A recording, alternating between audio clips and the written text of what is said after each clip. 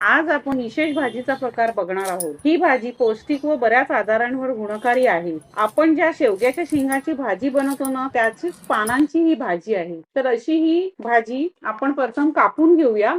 कापल्यानंतर तिला धुवून घेऊया। तर मी 2-3 वेळा अशी धुवून घेतलीये आणि मग ती थोडी पिळून पाण्यातून काढून एका चाळणीवर काढून घ्यायची।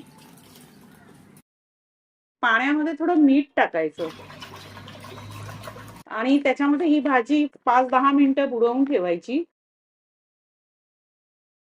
ठेवून द्यायची 5-10 मिनिटं आणि कांदे कापून घ्यायची।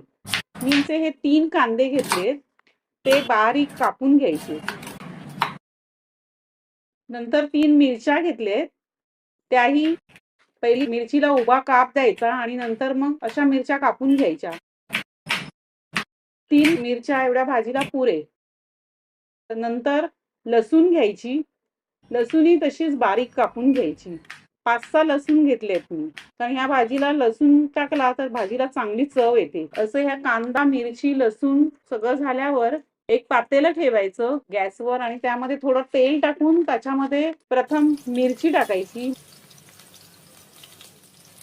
ही मिरची थोडी तडतडली की त्याच्यानंतर लसूण टाकायचा। लसूण थोडा व्यवस्थित झाल्यावर हिंग टाकायचं। हिंग टाकल्यानंतर हळद टाकायची 1 चमचा